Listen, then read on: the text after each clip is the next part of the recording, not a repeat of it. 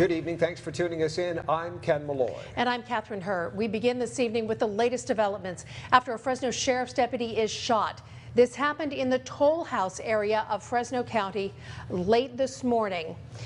It happened around 11 o'clock this morning. We are waiting at this moment to hear live a press conference from Sheriff Margaret Mims. We've been told earlier from Sheriff Mims that Deputy John Erickson arrived on the scene in the toll house area around 11 o'clock this morning, responding to a call about a dispute over a land boundary area.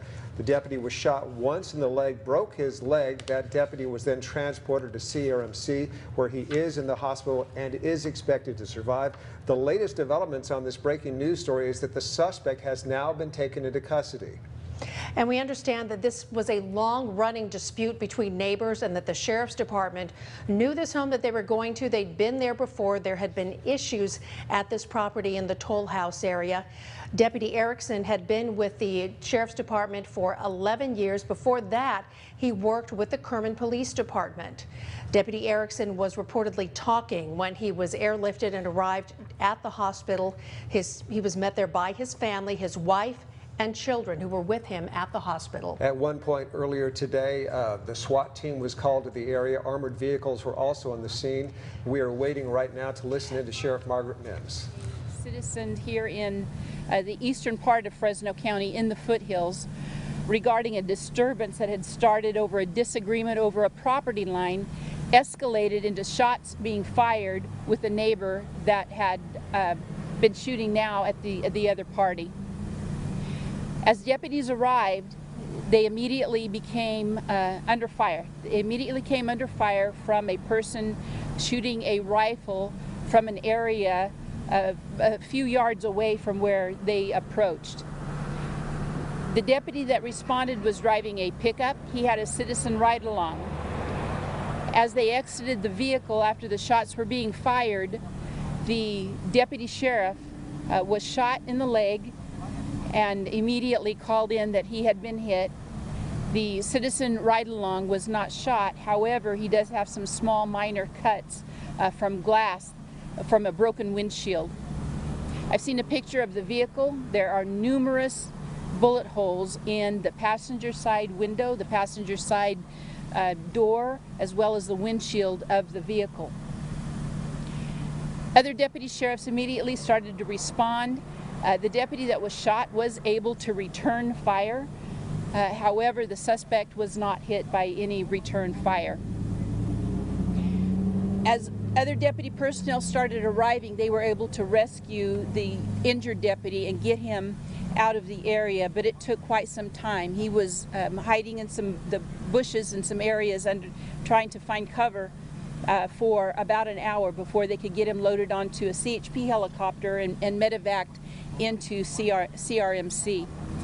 The deputy is identified as John Erickson, 49 years old. He has been a deputy for the Fresno County Sheriff's Office for 11 years with previous experience at Kerman Police Department. He's going to be fine. He's in surgery still as we speak. He is in surgery to fix his leg, which was broken, as well as some internal injuries as a result of being shot and the trajectory of the bullet.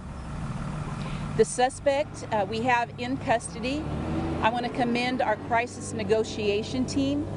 They were in constant communication with the suspect and talked him into coming out peacefully after about 2.5 hours of contact on the telephone with him.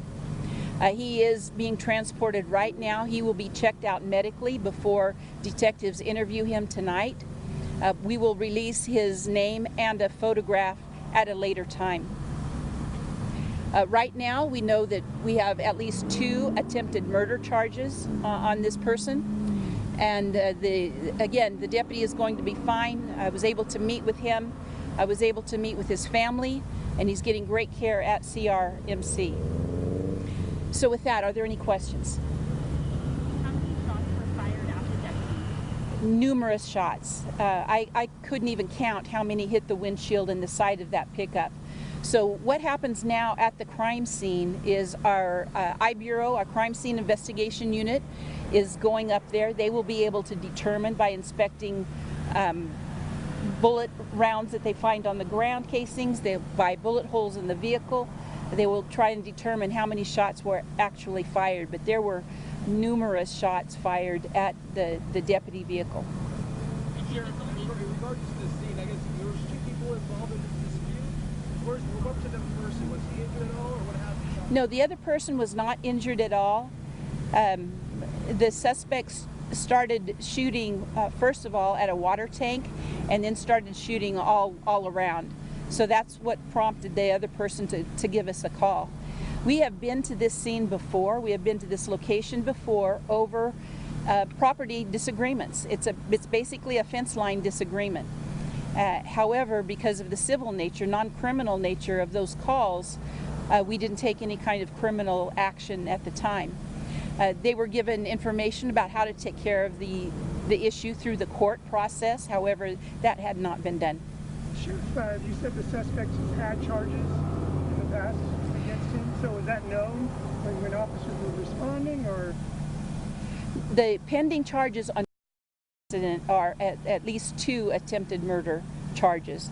As we get more into this, there may be 3 because of this neighbor that he was in the dispute with. So we still have to determine. Normally, when we have an idea of who a suspect is, we do a criminal workup on them, and I'm not aware of any past criminal activity. Can you describe the moment he was taken into custody? I mean, was there any type of back and forth between officers? Well, the suspect had threatened to shoot the helicopter. He had threatened to shoot other deputies. So as you can imagine, the desire is to get out of something like this peacefully, like what happened. So leading up to it, again, he was in constant communication with deputy sheriffs who are trained crisis negotiators, and they did a fantastic job talking to him and talking him out of the area that he was in. Now, I want to describe the area that he was in. It was like a little homemade shed or lean-to, and the floor had been dug down 6 to 8 feet. So he could actually get below ground level, which complicated being able to take him into custody. So he was in a place where he had good cover. However, our crisis negotiation team was able to talk him into coming out, and he did. He walked out with his hands up, and we took him into custody. You mentioned earlier that a family member was helping giving you intel. Yeah. Was that some of the intel that was given, or how were they helping you?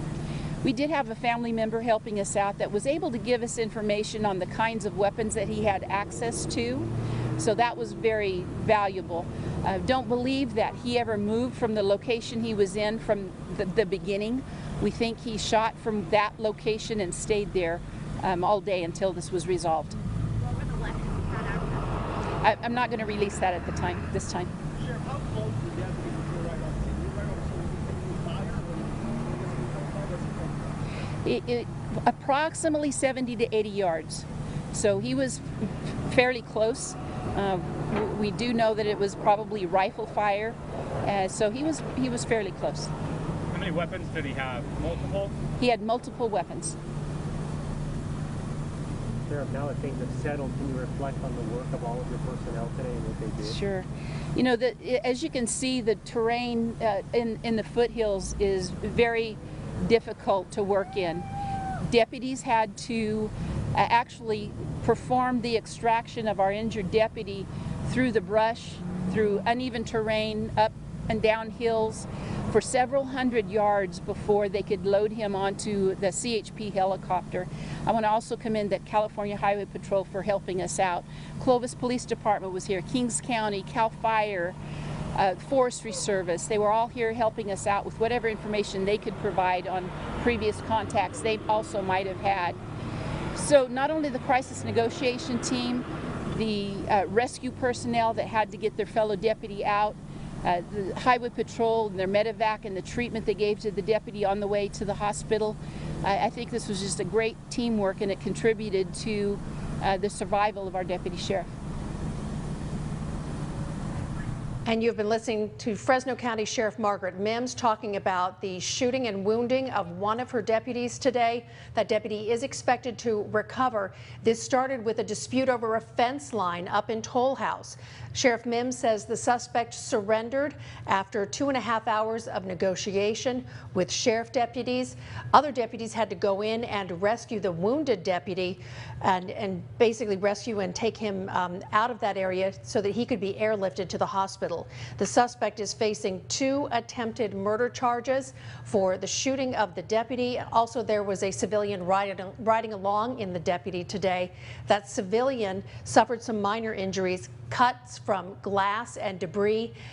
The sheriff said that the windshield of the patrol unit had been shot out, as well as the passenger door on the patrol car. This all had started with the suspect shooting at a water tower on the property, shooting around, so a neighbor called the sheriff's department. The good news is the deputy who was shot in the leg has a broken leg now at CRMC, expected to recover.